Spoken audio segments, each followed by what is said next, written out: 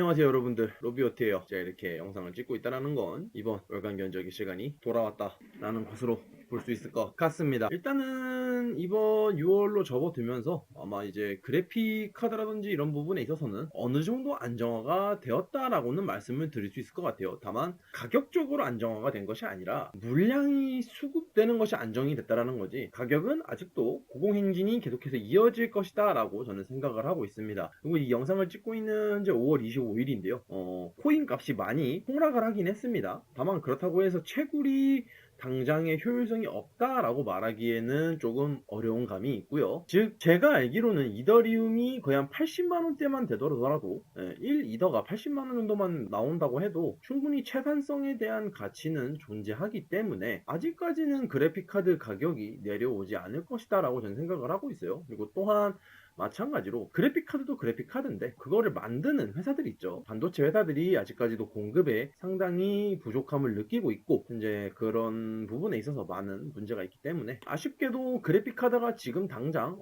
안정화가 되거나 가격이죠. 그럴 일은 뭐 거의 없다라고 저는 개인적으로 지금 생각을 하고 있는 바입니다. 그렇기 때문에 빠르게 한번 이번 6월달 견적을 확인해 보도록 할게요. 그리고 이번 월간 견적 버터는 제가 이제 견적왕의 견적맨 매니저로 정식으로 임명이 돼서 활동을 하고 있기 때문에 견적왕 사이트에서 기본적으로 모든 견적을 다 만들고 제가 또 재고도 보고 있고 이런 부품 같은 것도 호환성이라든지 이런 것도 약간 조금씩 체크를 하고 있어요. 그렇기 때문에 이런 것도 같이 봐가면서 설명을 좀 해드리도록 하겠습니다. 맨 처음에는 저가 사무용, 이번에 인텔 버전부터 시작을 하고요. 일단은 현재 지금 저가 사무용에서 설정할 수 있는, 구성할 수 있는 가장 저렴한 구성이다라고 보시면 될 것 같습니다. 일단은 6400 펜티엄 골드 제품을 구성을 했기 때문에 정말 간단한 워드, 엑셀, 뭐 유튜브 영상이라든지 이런 거 감상하는 거에는 충분히 문제가 없다라고 생각을 하고요.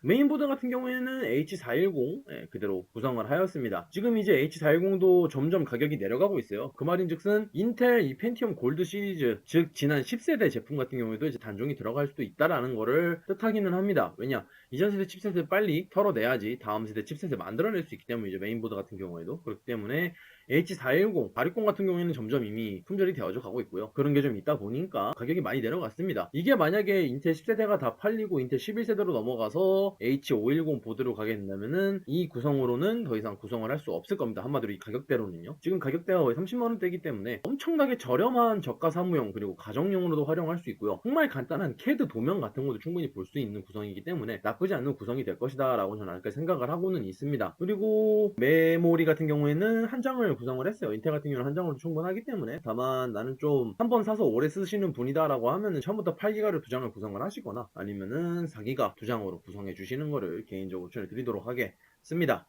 다음 번은 저가 사무용 라이젠이에요. 이거 같은 경우에는 견적왕에서 브릿비를 포함해서 구성을 했을 때 30만원 극후반, 40만원대 초반 정도에서 나오게 되는데, 일단은 라이젠에서 구성할 수 있는 현재 가장 저렴한, 지금 현재 AMD에서 구성 가능한 가장 저가형 사무용 혹은 가정용 CPU로서는 3200GE가 유일한 버전이다라고 볼 수 있을 것 같아요. 3200GE 같은 경우에는 저전력 모델입니다. 기존에 있던 3200G의 전력 모델이기 때문에 조금 CPU의 성능은 떨어질 수는 있어요. 즉 그 말인즉슨 내장 그래픽 성능에 대한 것도 떨어지기 때문에 조금 게임 성능이 떨어질 수 있지만은, 다만 가정용이라든지 영상 보는 거에는 충분히 아직까지 문제가 없는 구성이기는 합니다. 나는 그래도 조금이라도 게임을 하고 싶다, 적어도 롤 정도는 돌리고 싶다 하시는 분들은 4350G를 가시는 거를 추천해 드리고요. 그리고 제가 여러가지 테스트를 진행을 많이 해봤는데 실질적으로 내장 그래픽으로 롤이라든지 이런 거 돌리는 거는 확실히 한계점이 있습니다. 그렇기 때문에 어지간하면 외장 그래픽을 구성을 해주시는 걸 추천해 드리고요. 그럼 거의 60만원대 가까이 나오기는 하는데, 적어도 나는 롤 스타 정도 할 거다, 스타 1, 2까지는 할 거다라고 하시는 분들, 특히 스타 1에서 리마스터 할 때 광원 효과 넣으시겠다 하시는 분들은 외장 그래픽을 꼭 넣어주시는 걸 추천해 드리고요. 이거 같은 경우는 정말 저가 사무용, 저가 가정용 AMD 버전이다, 라이젠 버전이다 라고 볼 수 있을 것 같습니다. 그리고 라이젠이기 때문에 당연히 메모리는 듀얼 채널로 구성을 했고요. 마찬가지로 이것도 좀 더 오래 쓰고 넉넉하게 쓰고 싶다 하시는 분들은 삼성전자 제품 8기가 두 장으로 구성을 해주시는 거를 추천해 드리도록 하겠습니다. 견적왕 기준으로 40만원대로 구성할 수 있는 가성비 저가 사무용은 이게 한계가 될 것 같습니다. 고가 사무용이요? 고가 사무용 가격이 많이 뛰었죠. 거의 60만원에 육박을 하고 있는데 견적왕 기준으로도 조립비 포함해서 이게 어쩔 수가 없는 게 르누아르 있죠.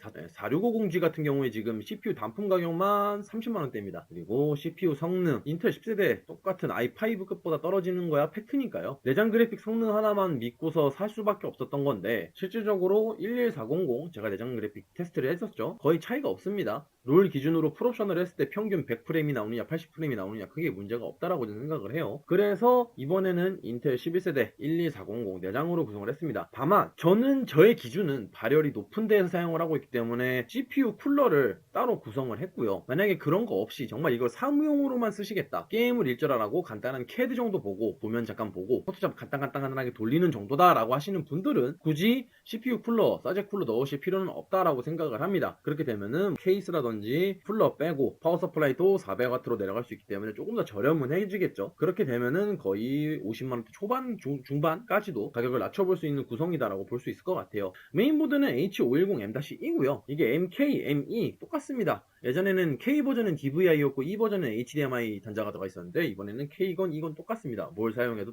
동일하게 들어가고요. 그리고 인텔 11세대 같은 경우에는 3200 메모리가 기본적으로 디폴트 적용이 가능합니다. 다만 기어 1, 기어 2라고 해가지고 이번에 메모리 성능을 올려주는 메인보드의 바이오스 기능이 있는데 이거를 조금 더 활용을 하시겠다 하시는 분들은 기어 1으로 세팅을 하시면은 3200 클럭이죠. 3200MHz가 아니라 2933MHz로 작동을 한다는 것만 참고를 해주시고요. 게임 성능, 작업 성능 약간은 올라갑니다. 일반 3200을 사용하는데 약간은 올라가지만 크게 문제는 없다라고 보고요. 이걸 가지고 마찬가지로 게임을 하시는 분들이라면은 전원부라든지 CPU 발열을 생각을 하시면은 RC400을 사용해 주시는 걸 추천드리도록 하겠습니다. 그리고 i5 정도까지는 굳이 전원부에 방열판이 없고 뭐 이래도 상관이 없습니다. 솔직히 말씀드리면은 상관이 없기 때문에 그냥 이대로 사용을 하셔도 발열적인 부분은 크게 걱정하실 거 없다. 올코어 부스터 유지하는 데에는 크게 무리가 없다라고 개인적으로 생각을 하겠습니다. 다음번은 FHD 저가 게임용이에요. 저가라고 말씀드리기가 좀 되게 애매한 가격대입니다. 견적왕 기준으로 약 108만원 정도 나온다라고 보시면 되고요. 일단은 최대한 가격을 아끼기 위해 인텔 10세대와 라이젠 3600을 엄청나게 고민을 많이 했습니다. 다만 인텔 10세대 10400F가 한 2만원 정도 비싸다 하더라도 성능은 월등히 뛰어나다는 점, 게임 성능은 훨씬 더 낫다라는 점만 참고를 부탁드리고요. 특히 국산 MMORPG 하시는 분들, 싱글코어만 갈구는 게임을 하시는 분들은 무조건 인텔 CPU를 골라주시는 거를 개인적으로 추천드리도록 하겠습니다. 그렇기 때문에 저가 게임용이라고 보면 될 것 같고요. 그래픽카드도 AS가 좋지 못한 제품들은 뭐 견적왕에서 구매를 하더라도 잘 해주기는 하는데 업체들이 똑같아요. 유저한테 AS 안 좋은 업체는 업체들한테도 AS가 안 좋기 때문에 AS를 잘 해주는 제품들로 어지간하면 구성을 했습니다. 그렇기 때문에 가격대가 좀 올라갔다라는 점만 좀 참고를 부탁드리고요. 기본적으로 100만원대예요. 1650 기준이기 때문에 배그 이런 것도 엄청나게 옵션 타입을 많이 해주셔야 되고요. 오버워치 같은 경우에서도 옵션 타입을 해주셔서 3자릿수 이상 유지해 주시는 거를 개인적으로 추천해드리고요. 뭐 사펑이라든지 이런 최신 게임들을 하기에는 확실히 무리가 있는 견적입니다. 그렇기 때문에 존버를 하실 거면은 이 정도 가격대에서 존버를 하셔야 된다라고만 참고를 좀 부탁드리고요. 다만 그래픽 가격이 언제 떨어질지는 현재는 미지수라는 점 참고를 부탁드리도록 하겠습니다. 다음번은 FHD 해상도 기준으로 중국 게이밍 견적이에요. 이거 같은 경우에는 10400과 11400을 좀 많이 고민을 했는데 그래도 아무리 11세대가 못 나왔다라 하더라도 IPC에 대한 성능 향상 그리고 AVX 511을 정식적으로 지원을 하는 게임들이 조금씩 등장을 하고 있기 때문에 12400을 넣습니다. 확실히 성능은 약간이라도 더 좋기 때문이죠. 일단 중급부터는 1660 슈퍼를 넣기 때문에 150만원대에 육박을 하는 견적왕 기준으로도 FHD 중급이라고 하기에는 좀 가격대가 많이 애매한 견적이 되어버렸어요. 1660 슈퍼 기준이고요. 배그 국민 옵션 120에서 130 프레임을 유지하고 오버워치 상업에서도 144Hz 평균이 가능한 견적이라고 보시면 될 것 같고요. 일단은 이 라인업부터 인텔 11세대와 라이젠 5000번대 기준부터는 PCI 4.0을 지원을 하기 때문에 SSD는 PCI 4.0을 지원을 하는 가장 가성비 NVMe M.2로 넣었습니다. 발열도 상당히 낮고요. 파이어코다 520 상당히 좋습니다. 전 이미 테스트를 했죠. 제가 기존 PCI 3.0 NVMe M.2와 SATA SSD가 한 게임 로딩 속도 차이는 거의 체감이 불가능하다라고 했지만은 4.0을 한번 써보니 해보니까 체감이 됩니다. 확실히 체감이 많이 되고요. 특히 트리플 A급 싱글 게임 같은 경우에는 엄청난 체감 차이가 있었기 때문에 요즘 적극적으로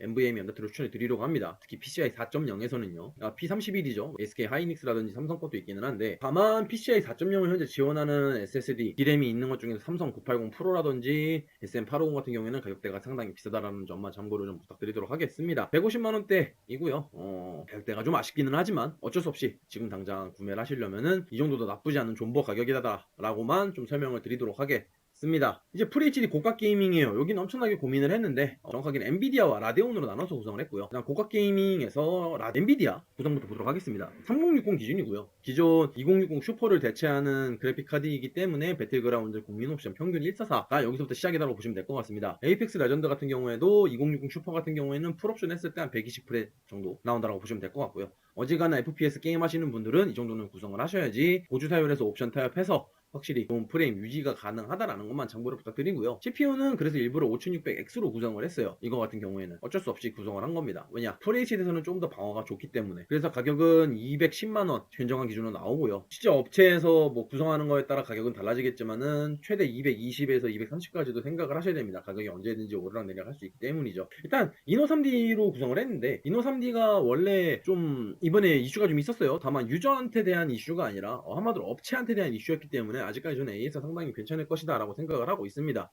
메인보드 같은 경우에는 기가바이트의 B550 오로스 엘리트예요. 제가 직접 테스트를 했던 메인보드죠. 이게 B550 터프 플러스보다는 좋습니다. 전원부가 터프 프로랑 동급이에요. 전원부만 모으면요. 그렇기 때문에 5600X의 올코어 성능을 유지하는 데에는 더 도움이 되지 않을까라고 한번 생각을 해봅니다. 그리고 FHD 고가 이거 같은 경우에는 인텔 CPU와 라데온 그래픽을 좀 구성을 했어요. 라라랜드를 하려고 그랬는데 라라랜드로 구성을 해가 가격이 한 230까지 뛰더라고요. 그래서 인텔 CPU 11600KF 훨씬 더 클럭이 높은 거를 일단 구성을 했고요. 메모리는 그대로고 메인보드는 램오버가 가능하도록 구성을 했습니다. 그렇기 때문에 실질적으로 정말 램오버를 하실 분들은 21300 클럭짜리 2666MHz 제품이죠. 그걸로 구성을 해서 램오버를 해주시는 걸 추천해드리고요. 그래픽카드는 6700XT입니다. FHD죠. FHD 해상도에서는 3060ti와 3070 사이의 성능을 보여줘요. 그렇기 때문에 아까 보여드린 3060보다는 훨씬 더 성능이 좋게 나옵니다. FHD에서 실질적으로는요. 그렇기 때문에 나는 조금 더 게이밍적으로 작업적이 아니라 프레임을 더 이득을 보고 싶다 하시는 분들은 같은 가격이라면 이거를 더 추천을 드리고요. 케이스는 CX480이라고 해서 M60의 좀 긴 버전이라고 보시면 돼요. 이게 폭은 좀 좁아졌지만 긴 버전이라고 보시면 됩니다. 그렇기 때문에 3편짜리 그래픽카드를 장착해도 충분히 넉넉하게 활용이 가능하다는 점 참고를 부탁드리고요. 이거를 솔직히 11400이나 11500으로 낮춰서 CPU를 구매를 하시면은 더 가격은 낮아지거든요. 그러면 보드도 낮출 수 있고요. 그렇게 되면은 200만원대 극초반, 190만원대 후반에도 구성이 가능한 견정왕에서 솔직히 FHD 끝판왕으로는 한마디로 가성비로 구성이 가능한 라인업이기 때문에 참고를 좀 부탁드리도록 하겠습니다. 다음번에는 QHD 게이밍이에요. 일단은 확실히 게이밍 성능이 중요하기 때문에